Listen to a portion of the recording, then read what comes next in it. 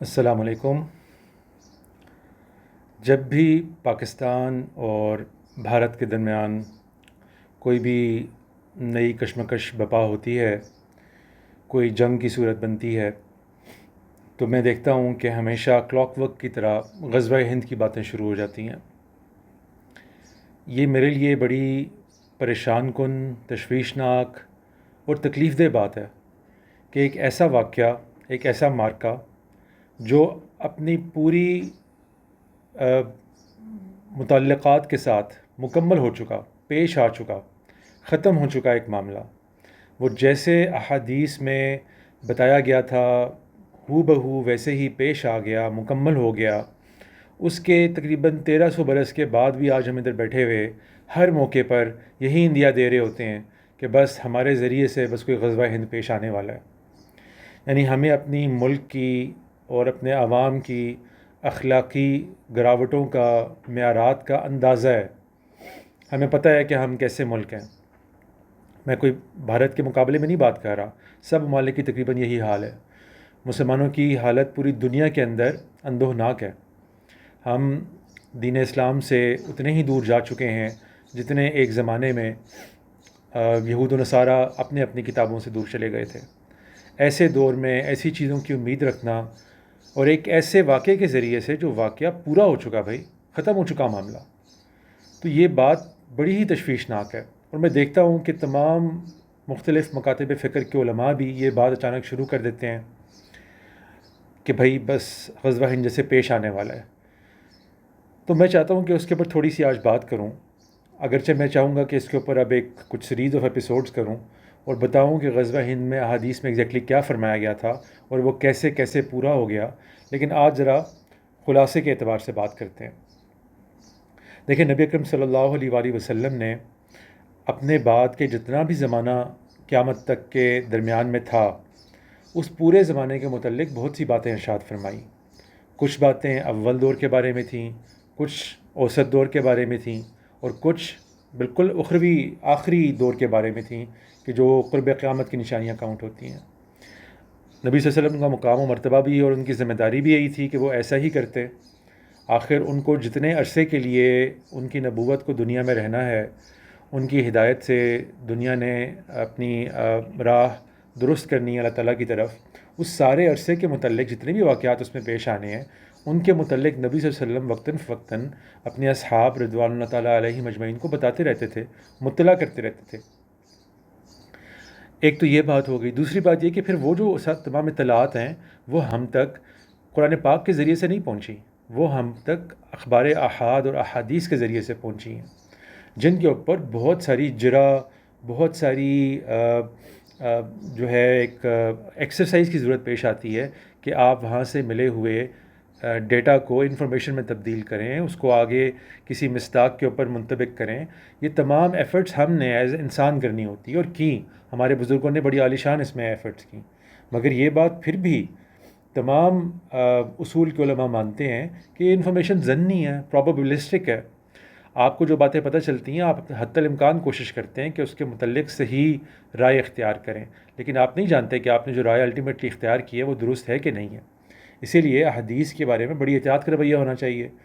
پھر احادیث میں لوگوں کا فہم داخل ہو جاتا ہے، وہ بھی ہم ڈسکس کریں گے کہ کیسے کوئی معمولی سا صرف ہوا ہے غزوہ ہند کی روایات میں، کچھ زیادہ نہیں ہوا ایکچولی، اور بہت سے کیسز ہیں جن میں زیادہ داخل ہو گیا ہے۔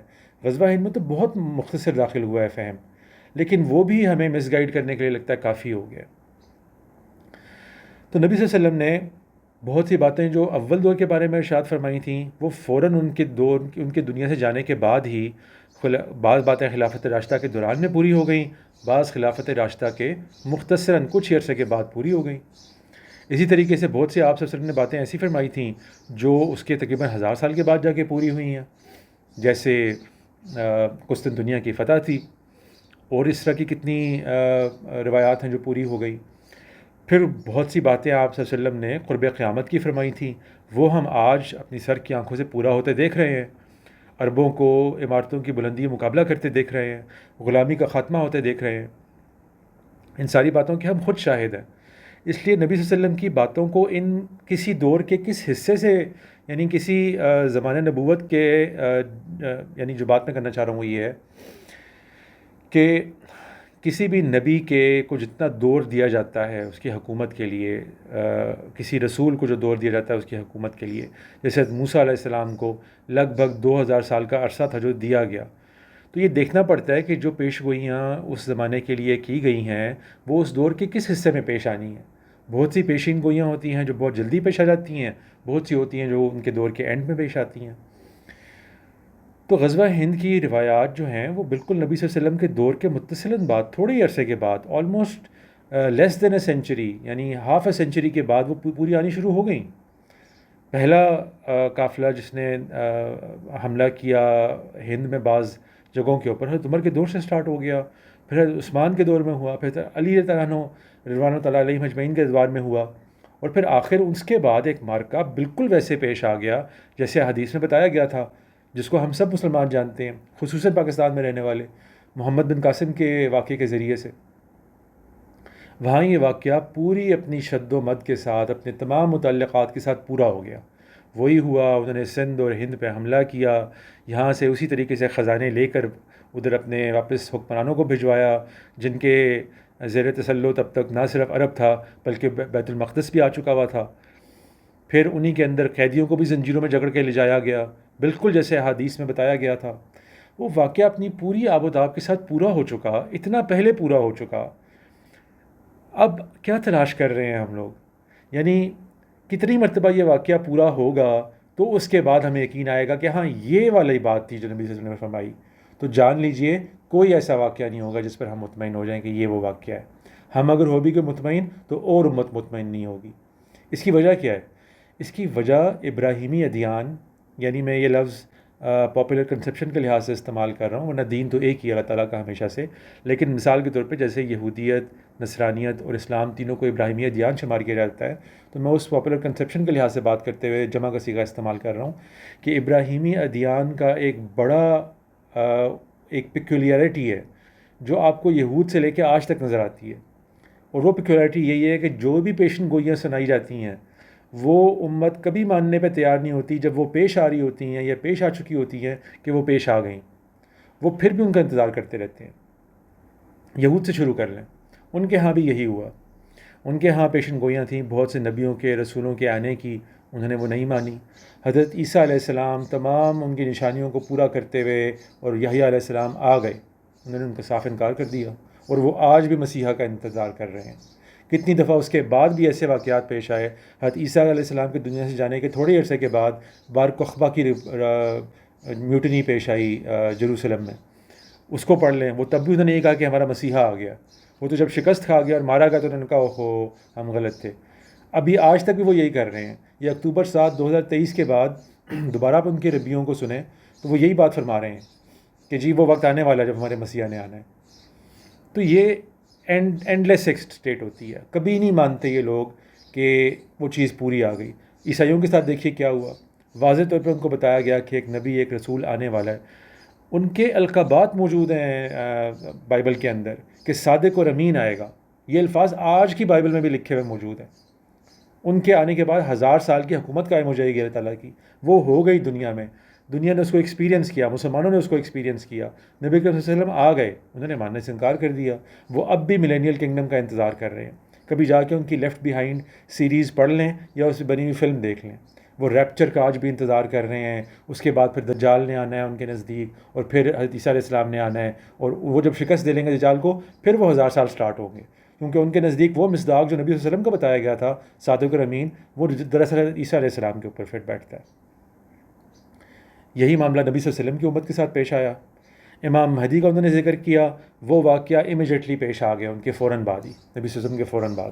اس پہ میں ویڈیوز بنا چکا ہوں، یہاں پہ لنک کر دوں گا، جا کے دیکھ لیں۔ اس کے بعد جناب دجال اور عیسیٰ علیہ السلام کے واقعات کا ذکر آیا، وہ بھی پیش آ گئے ابھی، یعنی کہ چند ہی دہائیوں پہلے۔ دنیا نے اپنے سر کی آنکھوں سے وہ سارے واقعات ہوتے ہوئے دیکھے، انڈینائبل ہیں، گلوبل سکیل پہ پیش آئے ہیں، دنیا ماننے سے انکار کرتی ہے۔ آگے اب غزوہ ہند رہ گیا، اس کو لے کے پیٹتے رہتے ہیں ہر مرتبہ جب بھی کوئی ایسا واقعہ کھڑا ہوتا ہے کہ پھر سے جی یہ پیش آنے والا ہے۔ تو میں یہی سمجھانا چاہتا ہوں کہ اصل میں یہ واقعہ پیش کیوں آتا ہے. تاریخ تو میں نے آپ کو بتا دی کہ تینوں اقوام کے ساتھ یہ پیش آیا ہے, تینوں ادیان کے ساتھ یہ پیش آیا ہے, اس لیے کوئی عجیب بات ہے ہی نہیں. یہ ایک ٹپکل پیکولیرٹی ہے. یہ پیش کیوں آتا ہے؟ یہ پیش اس لیے آتی ہے یہ پیکولیرٹی کیونکہ پیشن گوئیاں جب بھی بتائی جاتی ہیں تو اس کے ساتھ بہت ساری انفارمیشن وقتاً فوقتاً اس دور کے انبیاء اپنی امتوں کو بتاتے رہتے ہیں. جب لوگ آگے ان کو کوٹ کرتے رہتے ہیں اور جب وہ ریکارڈ کی جاتی ہیں, اس دوران میں بہت سا راویوں کا فہم شامل ہو جاتا ہے. وہ 2-3 مختلف مواقع پہ کی گئی بات کو جوڑ کر ایک ساتھ کئی دفعہ بیان کر دیتے ہیں. وہ کئی دفعہ کوئی ایسی باتیں بیان کر دیتے ہیں جو ڈائریکٹلی اس نبی نے تو نہیں فرمائی ہوتی, لیکن ان کو لگ رہا ہوتا ہے کہ وہ یہی بات کرنا چاہ رہے تھے غالباً, وہ اپنے ساتھ سے ملا دیتے ہیں. یہ کام ہم بھی کرتے رہتے ہیں اپنی عام سٹوری ٹیلنگ میں بھی, یہ کوئی عجیب بات نہیں ہوتی ہے. لیکن جب آپ دین کے معاملات میں ڈسرن کرنے کی پوزیشن میں بیٹھے ہوئے ہوتے ہیں, فیصلہ کرنے کی پوزیشن میں بیٹھے ہوئے ہوتے ہیں کہ ان کے بارے میں آپ نے کیا موقف قائم کرنا ہے, تو پھر you have a responsibility to separate the wheat from the chief. آپ کا کام ہوتا ہے, اور یہ ہمارے بزرگ کرتے رہے ہیں ہمیشہ. انہوں نے کبھی اس سے شائع ہوئے نہیں کیا کہ نہیں یہ تو حدیث کی بات ہے, اس میں ہم کیسے چھانٹی کریں. پھر چھانٹی کرتے ہیں, تمام روایت کے اصول بھی درایت کے اصول بھی لگاتے ہیں معلوم کرنے کے لیے کیا معاملہ ہے. تو ہوا کیا, ان تینوں اقوام کے ہاں ان کے ربیوں نے وہ جو ایک کور انفارمیشن تھی جو بڑی لمیٹڈ سی ہوتی ہے, اس کے اوپر ایک پوری کی پوری ریلیجس تھاٹ چسپاں کر دی. ایک پورے کا پورا خاکہ اپنے ذہن میں بنا لیا جو بڑا ہی فلمی قسم کا, پورا ایک کے بعد دوسرا واقعہ کیا پیش آئے گا, پھر تیسرا واقعہ کیا پیش آئے گا, ان کو لنک کر کے ایک لائن میں رکھ دیا, حالانکہ وہ چیزیں آپس میں لنک ہوتی ہی نہیں تھیں. تو غزوہ ہند کے معاملات میں بھی میں آپ کو یہی بتاؤں گا کہ کیسے ہم نے یہ کیا. کور انفارمیشن کتنی سمپل تھی, وہ پوری ہو گئی ہر اعتبار سے, لیکن ہم نے چونکہ اس کو لنک کر دیا حضرت عیسیٰ علیہ السلام کے آنے سے, پھر لنک کر دیا امام مہدی سے, پھر لنک کر دیا پتہ نہیں کس طرح کی بیت المقدس کی فتح سے. بیت المقدس تو حضرت عمر کے دور میں فتح ہو گیا تھا بھائی, اب اور کتنی دفعہ کی فتح مانگ رہے ہیں آپ. قسطنطنیہ کی فتح لینی ہے تو وہ بھی پیش آ گئی 1453 میں. آخر کون سی فتح کا انتظار کر رہے ہیں آپ؟ بیت المقدس فتح ہو چکا, مسلمان اس پہ قابض رہے اتنا عرصہ. سارا معاملہ پچھلے ڈیڑھ ہزار سال سے ہم دیکھتے آئے اپنی نظروں سے. آج بھی انتظار کر رہے ہیں کہ نہیں کوئی دوبارہ بیت المقدس نے فتح ہونا ہے, پھر دوبارہ ہند کے اندر کوئی جہاد وغیرہ ہونا ہے. تو بھئی وہ پہلے والے جہاد کیا کہاں گئے, ان کا تذکرہ کدھر کیا نبی صلی اللہ علیہ وسلم نے؟ پھر اگر یہ والے واقعات جو اب پیش آنے کا ہم انتظار کر رہے ہیں, جو آج کے اسرائیل اور آج کے بھارت کے ساتھ پیش آ رہے ہیں, تو وہ والے واقعات جو پہلے ہو چکے ہیں ان کو نبی صلی اللہ علیہ وسلم نے کہاں بیان کیا؟ وہ کتنے بڑے اور اہم واقعات تھے, ان کو کیوں نہیں بیان کیا؟ بھئی وہی بیان ہوئے تھے, وہی مین واقعات تھے. فتح کرنے کا مطلب ہی یہ ہوتا ہے کہ پہلی مرتبہ کوئی چیز فتح کی جا رہی ہے. بیت المقدس فتح ہو گیا, نبی صلی اللہ علیہ وسلم کے فرمان مبارک کے عین مطابق فتح ہو گیا. ہند فتح ہو گیا, اس کے بعد نبی صلی اللہ علیہ وسلم کے فرمان مطابق کے مبارک کے مطابق فتح ہو گیا. بالکل وہ واقعات پیش آ گئے. ہم ایک ایک حدیث پڑھ کے لوگوں کو بتائیں گے, اور بتائیں گے کہ کہاں پہ ایسا لگتا ہے کہ کمزور کچھ کتابوں کے اندر جو نعیم بن حماد اور طرح طرح کی اور کتابوں میں کچھ روایات آ گئیں جو 60-70 کتابیں نہیں ہیں, ان کی کچھ انفارمیشن کو بنیاد بنا کے لوگوں نے نتیجہ نکال لیا کہ نہیں ان کا تعلق حضرت عیسیٰ علیہ السلام کے نزول کے ساتھ کہیں بالکل جڑتا ہے, حالانکہ بات اس سے بالکل مختلف کی گئی ہے جو باقی صحیح روایات ہیں ان کے اندر. بات بنیادی طور پہ بڑی سمپل ہے, وہ انشاءاللہ ہم ڈسکس کریں گے. لیکن فار گاڈ سیکس میں یہ چاہتا یہ ہوں کہ آپ لوگوں کو, جو لوگ بھی سن رہے ہیں, یہ باور کراؤں کہ اپنی دنیا کے جنگوں کے, سیاست کے, جیو پولیٹکس کے واقعات کو میرٹ کے اوپر ڈیسائیڈ کریں, پیشن گوئیوں کے اوپر ڈیسائیڈ نہ کریں. یہ بہت بڑی غلطی کر رہے ہیں ہم لوگ. حماس نے فلسطین میں بھی یہی غلطی کی ہے. انہوں نے اپنے چارٹر میں لکھی ہیں وہ ساری روایات جس میں ایک ایک یہودی کو چن کے پتھروں کے پیچھے سے نکالے قتل کرنے کی بات کی گئی تھی, جس کا مطلب بالکل اور تھا جو یہ لوگ نہیں سمجھ سکے. اور ہوا کیا کہ دنیا بجائے اس کے کہ اسرائیل کو جو ہے وہ اعتراض کرتی ان کے معاملات کے اوپر, وہ اس طرف آ گئے کہ بھئی یہ تو جینوسائیڈ تو یہ لوگ کرنا چاہتے ہیں. اصل میں انہوں نے تو لکھ دیا اپنے چارٹر کے اندر. وہ ایک علیحدہ بات ہے کہ ان کی لیکوڈ پارٹی نے بھی لکھا ہوا ہے, اور بھی بڑی جگہوں پہ یہ چیزیں موجود ہیں. لیکن بتانا کیا مقصود ہے کہ اپنے دنیا کے فیصلوں کو براہ مہربانی اپنی عقل, فراست, دنیا کے قوانین جن کو ہم کے پابند ہیں ان کے مطابق ان کا فیصلہ کریں. یہ پیشن گوئیاں اگر آپ سمجھتے بھی ہیں کہ پوری ہونی بھی باقی ہیں, تو بھی ان کو بنیاد بنا کے یہ فیصلے مت کریں. ہمیں نہیں پتہ وہ کب پوری ہونی ہے, یعنی اگر ٹریڈیشنل ویو پوائنٹ کے مطابق بھی جائیں. لیکن میں تو اس سے آگے بڑھ کے یہ بات کرنا چاہتا ہوں کہ یہ واقعات تو پورے ہو گئے بھائی. غزوہ ہند ہو گیا تھا اس زمانے میں, ہر اعتبار سے پورا ہو گیا. حضرت ابو ہریرہ رضی اللہ عنہ اپنی خواہش کا اظہار فرما رہے ہیں کہ میں بھی اس میں شریک ہونے کی خواہش رکھتا ہوں. وہ 1500 سال بعد والے جہاد میں شریک ہونے کی بات کر رہے تھے. بھئی امیجیٹلی ان کی وفات کے تھوڑے عرصے کے بعد وہ جہاد پیش آ گیا. تو کہنے کا مقصد یہی ہے کہ پلیز ہم وہ غلطی نہ کریں جو فلسطینی ہمارے بھائیوں سے ہوئی ہے، حماس سے ہوئی ہے، اور لوگوں سے ہوئی ہے. اگر تو ہم نے دین کو پراپر طریقے سے سمجھنا ہے تو یقین جانیں کہ اس سے ہمیں دنیا میں اور آخرت میں بھی انشاءاللہ بہت فائدہ ہوگا. اور اگر ہم نے وہی غلطیاں ریپیٹ کرنی ہیں جو ہم سے پہلے امتیں کرتی آئی ہیں تو پھر ہمارا حشر بھی اس سے مختلف نہیں ہوگا جو پہلی امتوں کا ہوا ہے. یہی ہوتا رہا ہے. اللہ تعالیٰ ان کو کسی اور ہی قبضے میں دیتے رہے ہیں، اور ہم تو پچھلے 50-60 سال سے کم از کم اور لگ بھگ 100-150 سال سے تقریباً دیکھ ہی رہے ہیں کہ کیسے سلطنت عثمانیہ کا خاتمہ ہوا، کیسے ہم دجال اور مسیح کی کشمکش کو نہیں سمجھ سکے. وہ تو اللہ کرنی یہی ہوا کہ ہم لوگوں نے فیصلے بالحیث المجموع من حیث المجموع ٹھیک ہی کیے اور ہم صحیح راستے پہ رہے بائی اینڈ لارج. لیکن کیا ہمیں یہ زیب نہیں دیتا تھا کہ ہمیں علماء بتاتے کہ یہ وہ مارکہ پیش آ رہا ہے جس مارکے کا آپ کو تذکرہ کیا گیا تھا. چلیں اس کو چھوڑیں، وہ ایک مشکل بات ہے ہضم کرنی، اس پر تو میں اپنی کوشش میں نے جاری رکھی ہوئی ہے ویڈیوز بنا کے. لیکن براہ مہربانی غزوہ ہند کا پیچھا چھوڑیں یار. یہ ہو گیا. اس پر ہمارے بعض علماء کی رائے بھی موجود ہے، ماضی کے بڑے علماء کی رائے موجود ہے کہ بھئی حضرت محمد بن قاسم کے ذریعے سے جو معاملات پیش آئے اور اس سے پہلے جو خلافت راشدہ میں جو لشکر وغیرہ روانہ کیے گئے وہ پورے ہو گئے ان کے اندر وہ سارے کے سارے معاملات. قصہ ختم ہوا.